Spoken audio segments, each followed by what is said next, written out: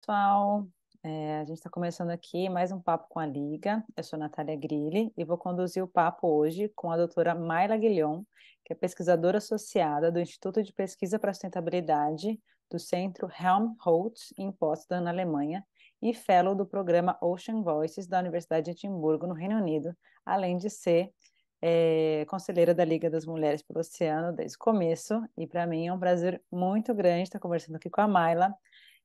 Hoje ela vai contar um pouco para a gente como foi participar de um cruzeiro científico Octopus Odyssey durante 20 dias. Bem-vinda, Mayla. Obrigada, Nath. Prazer imenso estar aqui com você e ter a oportunidade de contar um pouco mais sobre essa experiência e como ela, né, eu entendo que ela está afetando a minha carreira ou quais foram os desdobramentos dessa pesquisa na minha carreira. Eu vou contar um pouquinho sobre isso. Perfeito. Então, conta um pouco de forma geral, assim, como foi essa experiência para você, quais são os pontos mais legais, assim, que você viu lá, mais interessantes, um pouquinho da sua área também, Uhum. para as pessoas entenderem o contexto, né, um pouco de o que é, na verdade, um cruzeiro científico. Eu, por exemplo, nunca embarquei no cruzeiro científico, então não tenho muito noção do que é. Então, conta para a gente, assim, numa visão geral, o que é esse cruzeiro e qual é a importância dele. Pode deixar. É assim, o, é importante dizer que essa experiência de estar num cruzeiro, para mim, é um acontecimento na minha carreira, porque eu, assim como você, né, também sou bióloga e nunca tive a oportunidade, antes desse momento, também de embarcar num cruzeiro científico, né, e ver como a pesquisa é realmente feita ali no campo, como que é, é, amostras são coletadas, como que dados são coletados e tudo isso, né? Foi um cruzeiro de mar profundo, então a gente está falando aqui de grandes profundidades, né? Foi um cruzeiro realizado na costa do Pacífico, da Costa Rica. E em uma região de mar profundo, né, de montanhas submarinas, é, tá certo isso? Montanhas submarinas. Ah, e que existem vários pontos interessantes sobre o cruzeiro e sobre o cruzeiro com relação à minha carreira. Então, como eu comentei, eu nunca estive num cruzeiro científico antes, e ao longo da minha carreira eu venho trabalhando muito com os ambientes ou os espaços de tomada de decisão, né? Principalmente pensando no âmbito internacional. Então, por exemplo, no meu doutorado, eu acompanhei as negociações da Autoridade Internacional para os Fundos Marinhos, né, a ISA, que fica localizada na Jamaica e que é o órgão responsável, por gerenciar e por regular as atividades de mineração em mar profundo em águas além da jurisdição nacional, ou seja, em águas que não fazem parte do território de nenhum país, né? Esses recursos são considerados patrimônio da humanidade e a ISA, essa instituição, é responsável por garantir que esses recursos sejam explorados de uma forma que não cause sérios danos ao meio ambiente, ao mesmo tempo em que um mecanismo de compartilhamento equitativo seja estabelecido a partir da exploração desses recursos. Então, na realidade, eu vim olhando, né, para esse regime com as lentes do que seriam chamadas boas práticas ambientais, né, ou abordagem ecossistêmica. Então, o meu trabalho era muito mais para esse olhar de políticas, de regulação, de como a tomada de decisão se dá, como é estruturado o sistema de governança. Então, né, eu não tenho nenhuma praticamente experiência, digamos assim, em campo na coleta de dados ou na pesquisa de base, né? Então, para mim, essa oportunidade de ir para um cruzeiro científico, né, em mar profundo, que aí sim já chega a ter uma conexão maior, né, com a minha carreira, pela questão dos minerais em mar profundo. Ocorreu em 2019, quando eu tive a oportunidade de atender a uma dessas reuniões, né, para discussão do Código de Mineração na Jamaica, e a partir da minha ida nessas reuniões, eu conheci uma pesquisadora muito ela é brilhante, assim, ela é uma grande representante, né,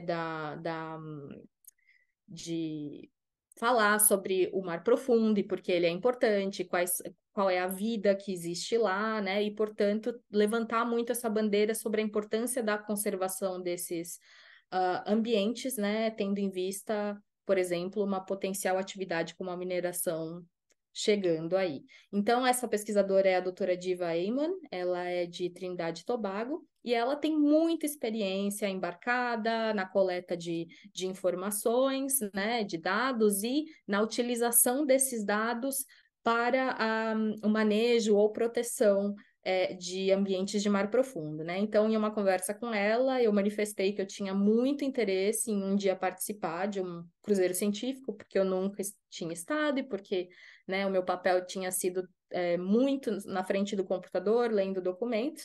E aí acabou que depois veio pandemia e tudo mais, e no ano passado eu fui contatada por ela dizendo, olha, né, tem uma possibilidade de você ter um espaço, né? Se você quiser, ainda tiver interesse e disponibilidade, vai ter esse cruzeiro ocorrendo na Costa Rica, e eu quero te convidar. E aí foi uma daquelas oportunidades que eu senti que eu não podia perder de jeito nenhum, né? Dei o meu jeito com o meu trabalho de conseguir uma licença para eu poder participar desse cruzeiro. E eu fui com esse olhar, assim, né? Então, como alguém com dois papéis, eu diria. Um como um papel praticamente de trainee, ou assim, ou estagiária, que era realmente olhando o que os diferentes grupos estavam fazendo e, né, aprendendo ali, ajudando um pouquinho. Eu fiquei muito ligada, por exemplo, ao grupo de sedimentos, então foi uma experiência que eu realmente coloquei a mão na massa de sedimentos. E, e também com esse olhar muito de como aquele ambiente estava, né, como aquele ambiente funcionava, né? Então, como diferentes atores com diferentes backgrounds de expertise estavam se relacionando e integrando as suas pesquisas de modo que aquele cruzeiro fosse bem sucedido. Então, e assim, um outro aspecto muito bacana era o objetivo desse cruzeiro, porque, né, como chama Octopus Odyssey, está relacionado, né, o foco maior desse cruzeiro era identificar áreas, né, em montanhas submarinos ou em montes submarinos, que descobriu-se em 2013 uma agregação de polvos fêmea. Esse cruzeiro estava relacionado, né, a pesquisar essas áreas em que sabia-se que havia a ocorrência de polvos fêmea e que elas utilizavam essa área especificamente como se fosse um berçário, né, em que elas cuidavam dos seus ovos, então elas estão em uma posição bastante específica, quase num estado de dormência, em que elas ficam cuidando dos ovinhos que estão como colados no substrato, né? Então, a gente foi para esse lugar para tentar entender um pouco mais o que aquelas fêmeas estão fazendo lá, se os ovos que elas estão chocando são de alguma forma viáveis, né? Ou seja, se aquilo realmente é um berçário para o desenvolvimento, né? E eclosão dos ovos. E, e como isso e quais são as características físico-químicas desse ambiente, por que elas estão escolhendo esse ambiente, né? E além disso, explorar outras áreas no entorno desse local chamado Dourado, para ver se existia mais ocorrência de polvos e da mesma forma coletar informações para entender o que eles estavam fazendo ali. Então, além da experiência, realmente teve esse componente muito chamativo que é polvos cuidando de seus ovos, né? Então é uma coisa que chama bastante atenção e teve, enfim, eu vi coisas muito bonitas. Nossa, com certeza, né? Eu acho que traz assim, uma luz do quanto a gente realmente não conhece, né, do oceano, assim, a gente, né, que teoricamente somos especialistas, né, no oceano, não fazia nem ideia que, né, o povo tinha esse tipo de comportamento, assim, então é muito interessante, muito importante, assim. Qual é mais ou menos a profundidade dessas montanhas que onde esses povos ficam, assim? Vocês estavam olhando? É, nesse local especificamente de Dourado, a gente está falando mais ou menos de 3.000 metros de profundidade, né? Então, esse era um navio que tinha um navio do Schmidt Ocean Institute, que é uma entidade privada, né, que basicamente fornece toda a infraestrutura para os pesquisadores, né, fazerem pesquisas em mar aberto ou em suas costas, né? Então é um navio bastante equipado, com laboratórios e toda a infraestrutura necessária e inclui um veículo remotamente operado, né? Então esse veículo, que é como se fosse um robô mesmo, né? Ele desce toda a coluna d'água e aí sim a gente consegue ver profundidade, né? Consegue ver latitude e longitude, e esse robô também tem a capacidade de fazer coletas, né, de amostras como se fossem braços mesmo, que são guiados por um joystick numa sala de controle que fica dentro do navio, né? Então, basicamente através desse robô que a gente consegue entender aonde a gente está, consegue ver, né, o que tem no mar profundo, porque é um local extremamente escuro, né? Não tem luz, a luz não atinge o mar profundo. Então, para que essas pesquisas sejam possíveis, é necessário que tenha uma infraestrutura e uma tecnologia disponíveis para tal. Sim, e você comentou que, né, você estava saindo ali da sua zona de conforto, né, Uhum. profissionalmente falando, né, e abrindo para outros horizontes e que, né, ficou mais perto aí do grupo de que tratava com os sedimentos. Como é que foi, assim, essa conexão com outras áreas, né? Como que você vê a importância da interdisciplinaridade para o estudo do mar profundo? Essa é uma ótima pergunta, Nath. E assim, é, é, como esse foi o meu primeiro cruzeiro, eu não consigo dizer se isso se aplica para todas as expedições, mas o que a gente conseguiu ver nesse cruzeiro é que existiam espaços em que todos os pesquisadores se organizavam e planejavam de forma conjunta os próximos passos, né?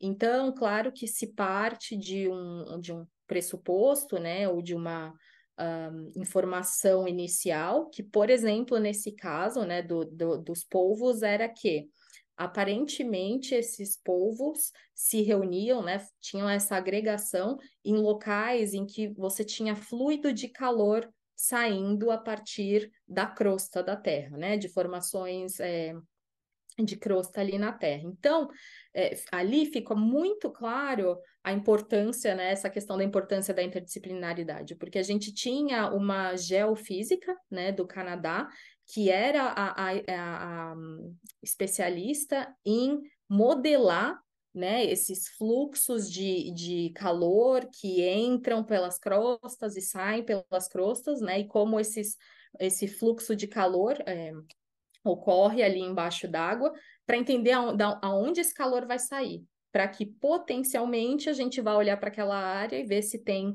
a ocorrência de fêmeas novamente, enfim, né? Então, o que se percebeu é que esses fluidos trazem uma maior temperatura, né, para aquela região de mar profundo, que é extremamente gelada, então ali em algumas regiões de fluido viu-se temperaturas como 12 graus Celsius, que é bastante, pensando em mar profundo, e que aquele fluido também limpava um pouco o substrato, né, de sedimentos e outros detritos que seja, que daí permitiam a essas fêmeas atrelar os seus ovos e se posicionar ali. Então são as, digamos, as hipóteses iniciais do porquê essas polvo fêmeas estão agregando nessas regiões e, né, tentar entender um pouco qual é a conectividade ou qual é a conexão com esse fluido que sai de dentro da Terra. Então, assim, fica muito claro que para a gente, né, chegar no polvo, por exemplo, e olhar para ele, a gente precisa entender um passo anterior, que são essas variáveis, por exemplo, físico-químicas, que podem indicar a ocorrência desses animais, né? Então, e também entender, por exemplo, as diferentes formações geológicas, quais são as formações em que esses povos estão ocorrendo, são em várias formações, por que não, né? E também entender um pouco sobre a história daquele lugar de mar profundo, né? Então, isso é, por exemplo, uma das coisas que a coleta de sedimentos pode trazer, que é basicamente entender a história da Terra e como a Terra foi mudando ao longo das eras geológicas para, né, se tornar ou ter ali o que se tem hoje. Então, realmente é uma coisa que é um aspecto que tem que andar muito em paralelo e que tem que, de fato, haver uma integração entre as diferentes áreas para que se possa avançar no conhecimento. E acho que esse cruzeiro deixou isso bastante claro para mim, né? E só mais um aspecto é com relação também à conexão da ciência com a tomada de decisão, né? Então, por exemplo, uma vez que identifica-se esses jardins de polvos, né, que seriam berçários, isso com certeza torna essas regiões de alta importância para proteção. Né? Então, a gente está falando de regiões de mar profundo a 3 mil metros de profundidade que precisam ser protegidas contra eventuais atividades de mineração ou outros tipos de exploração do mar, ou até mudanças climáticas, enfim. Então, né, eu acho que esse tipo de descoberta traz à luz para a importância, assim, de que esses ambientes existem, esses ambientes não são vazios, eles são cheios de vida e têm uma importância ecológica muito grande, né? Então, eu acho que esse componente também do apelo que essa expedição especificamente trouxe é muito importante para a gente refletir as nossas decisões. Nossa, perfeito, isso que você falou. Acho que é um exemplo prático, muito didático, né? Assim, dessa integração e da importância que isso tem, inclusive na tomada de decisão. E conta um pouco como que era o seu dia a dia no cruzeiro para a gente entender também, assim, o prático do trabalho mesmo. Legal, bem legal. Então, de uma forma geral, a gente tinha 2 ou 3 compromissos fixos por dia. Então, todo mundo, todos os cientistas que estavam ali embarcados, estavam alocados no que a gente chamava de turno do ROV, que eram momentos em que, né, 2 ou 3 pesquisadores tinham que ir para a sala de controle do ROV, né, que é onde realmente o manejo do ROV é feito por técnicos especialistas, e aí você tem aquelas grandes telas em que você vê o que o ROV está filmando no fundo do mar. E aí, a partir do que o ROV capta na câmera, a gente faz anotações do que a gente estava vendo. Ah, isso aqui é um pepino do mar. Ah, isso aqui é um peixe tripé. Isso aqui é um, enfim, né? Então a gente tinha um banco de dados onde a gente ia inserindo essas informações do que a gente estava vendo e também, né, para coisas que de repente eram muito legais, mas por alguma razão a gente resolveu não coletar, a gente tirava fotos, enfim. Então toda essa informação, tudo que foi visto ali no filme no fundo do mar foi filmado e algumas coisas a gente fez anotações específicas. Então todos os cientistas tinham que ter um turno que variou, teve dia que foram 2 horas, teve dia que foram 4 horas, né? Então, a gente foi entendendo a dinâmica do trabalho e depois algumas modificações foram feitas. Então, esse era um compromisso fixo que todo mundo estava comprometido todos os dias. Outro aspecto era, por exemplo, a reunião com o grupo de cientistas. Então, todo dia, ao final do turno, a gente se reunia para falar sobre como tinha sido o dia, ou né, coisas que talvez valesse a pena serem comentados, de boas práticas, ou de coisas que talvez não tivessem dado tão certo, e de planejar o dia seguinte, né? Então, isso ocorria todos os dias, mais ou menos por 1 hora, ou às vezes até menos. E aí, no fim do dia, geralmente, quando o ROV voltava, né, lá de 3 mil metros de profundidade, quando o ROV estava de volta para o navio, aí o grupo sedimento se reunia, ia lá e coletava, né, as garrafas de coleta do sedimento, que agora eu esqueci o nome, e depois, né, ia processando essas amostras e, né, colocando etiqueta e tudo mais, porque elas seriam analisadas uma vez que o navio tivesse em terra, né, na universidade e tudo mais. Aí tinha um grupo de animais que tiravam foto, também faziam etiquetas, né, colocavam essas amostras dependendo em álcool ou enfim, né, para manter.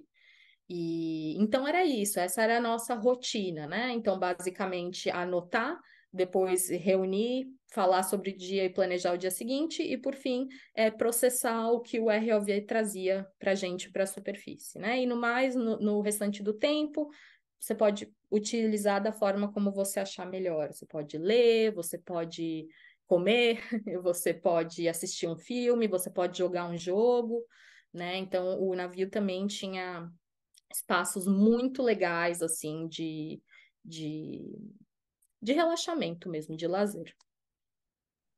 Muito legal, Maila. Que experiência, sim, sensacional, Foi. muito única, sim, muito legal. E para a gente finalizar, queria que você compartilhasse com a gente uma, é, uma lição que você traz, né? Um aprendizado que você traz dessa experiência super legal e qual mensagem que você deixa aí para quem tiver mais curiosidade, quem tiver é, é, interesse, né, de seguir essa área, está com você. Legal, Nath. Eu acho que, para além do fato de que essa expedição abriu muitas caixinhas no meu cérebro sobre como essa pesquisa é feita e como o mar profundo realmente é, porque eu estava ali assistindo ao vivo, né? E realmente me fez refletir muito sobre a importância desses ecossistemas e tudo mais. Eu acho que o aspecto que mais chamou a minha atenção foi como esse cruzeiro, ou melhor, essa expedição foi liderada, né? Então, essa expedição foi liderada por uma mulher chamada doutora Beth Orcutt. Ela é do Maine, nos Estados Unidos, do Instituto de Pesquisa Bigelow, e ela foi a pessoa basicamente responsável por planejar, implementar e revisar. Né? Então, todos os mergulhos, né, que a gente chamava de mergulhos do ROV, ela planejava junto com todo o time, ela constantemente perguntava se as pessoas, né, concordavam com as decisões ou para onde os diferentes grupos ou os diferentes pesquisadores entendiam que deveria ser o próximo passo na pesquisa, que local que o ROV deve descer, que tipo de amostra você ainda precisa coletar, né? E ela teve, eu entendi que o comportamento dela foi assim ideal ou muito próximo ao ideal, porque ela manteve uma organização tremenda de todas as atividades e de todos os pesquisadores. Ela exerceu a liderança de uma forma simples, mas não de forma que ninguém se sentia acuado, todo mundo sentia que existia espaço ali para colocar as suas preocupações, colocar as suas necessidades, né? Então não foi de uma forma autoritária, porém assertiva, eu diria, né? E ela também fez questão, né, a partir de um momento de que como essa pesquisa estava sendo realizada ali né, dentro das águas da Costa Rica, próximo da maioria, ou, se possível, a maioria dos pesquisadores que estavam ali tinham que ser locais, tinham que ser da Costa Rica, ou seja, essa produção de conhecimento e todos os resultados dessa descoberta deveriam permanecer na Costa Rica, né? Então, a gente está falando de coletas que, ao invés de ir para museus em diferentes partes do mundo, vão para o Museu da Costa Rica, as amostras ficam na Costa Rica, e, ao mesmo tempo, você tem o desenvolvimento também, né, de pesquisadores locais, né, da Costa Rica, para que eles possam um dia serem os protagonistas da pesquisa nos seus próprios países e se tornarem, né, futuros líderes cientistas ou, enfim, relacionados à tomada de decisão e que possam, digamos assim, caminhar com as suas próprias pernas, né? E é importante dizer que essa é uma prática que não é comum. Eu aprendi que não é comum. Eu aprendi que a maioria das expedições, elas às vezes percorrem o mundo ou vão para uma área completa, né? O navio, talvez, sei lá, é americano e vai fazer pesquisa do outro lado do mundo, mas as pessoas próximas daquele país não estão nem sabendo da pesquisa, né? Os profissionais, os cientistas não estão envolvidos em nenhum passo.